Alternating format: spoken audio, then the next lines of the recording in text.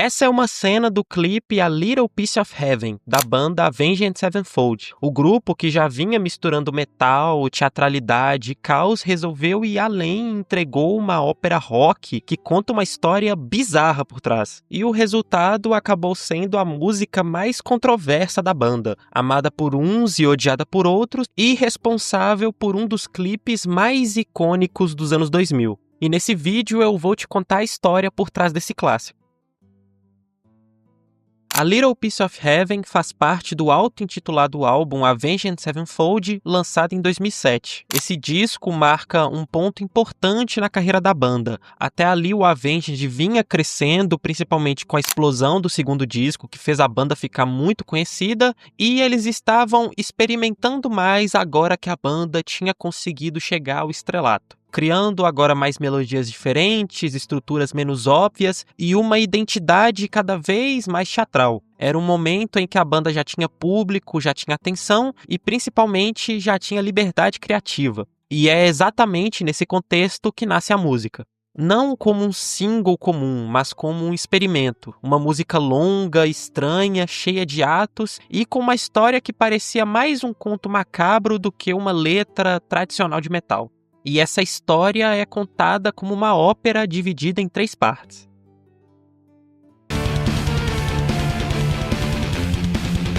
O primeiro ato começa quase como uma paródia de uma história de amor.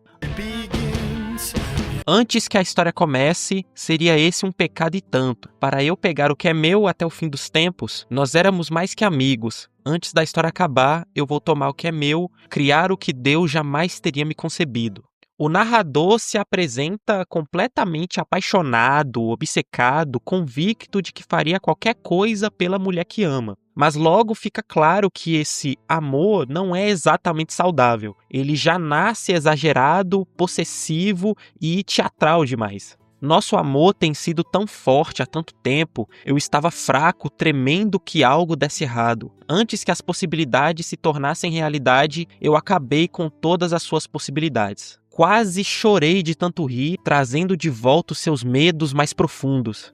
A música trata esse sentimento com ironia. Ela soa alegre, quase festiva, como se estivesse zombando dessa obsessão do cara desde o início, e com a recusa da mulher pelo seu pedido de casamento, vem a virada na música. Devo tê-la esfaqueado umas 50 vezes. Não pude acreditar. Arranquei o coração dela bem diante dos seus olhos. Os olhos estão bem no ponto. Coma, coma, coma.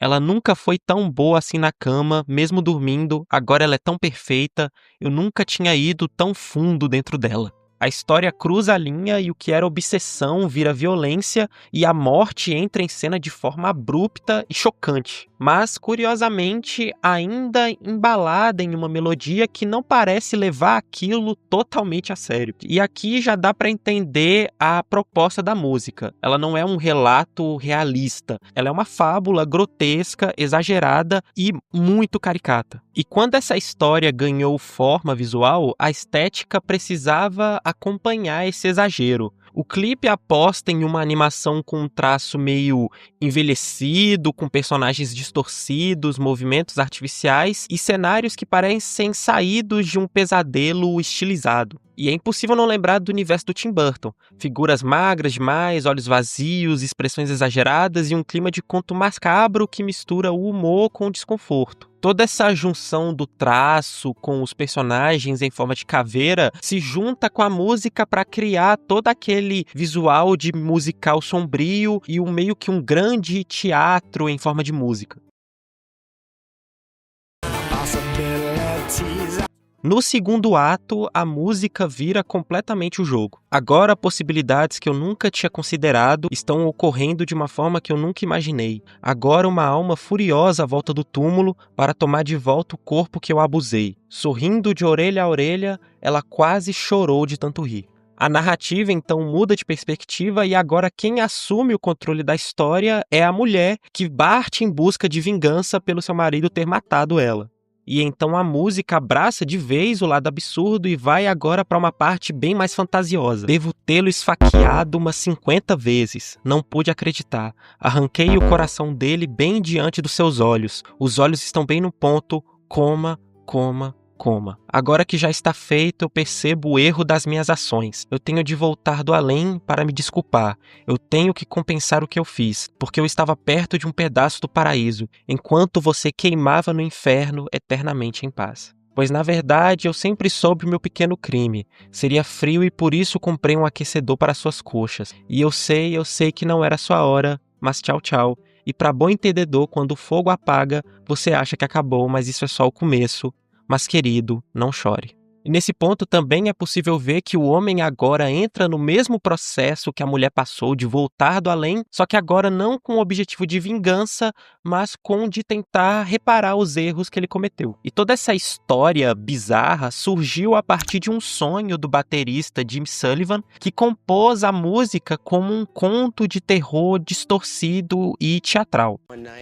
The Rev started playing this piano line that had been in his head and he had been working on at home. And so he started playing this thing with one finger and adding another finger. So he plays like one note at a time.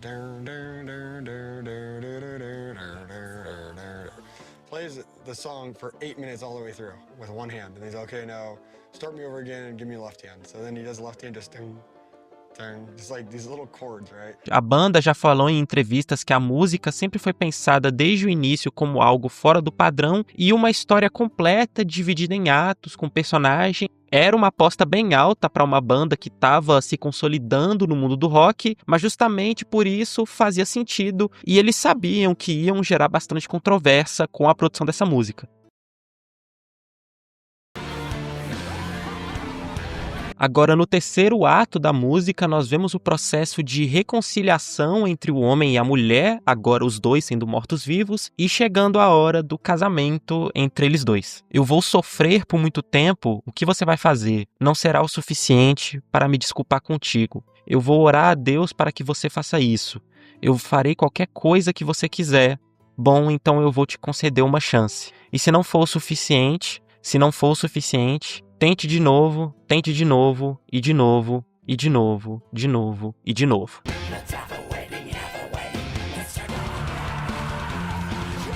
Você aceita esse homem em morte para o resto da sua vida normal? Você aceita esta mulher em morte para o resto de sua vida normal? Eu agora os declaro. E por fim, agora com os dois casados, a música repete o refrão, mostrando que eles vão passar o resto da eternidade juntos, com a sua linda história de amor bizarra. Você tinha meu coração, pelo menos a maior parte dele, porque todo mundo tem que morrer algum dia. Nós nos separamos, vamos recomeçar?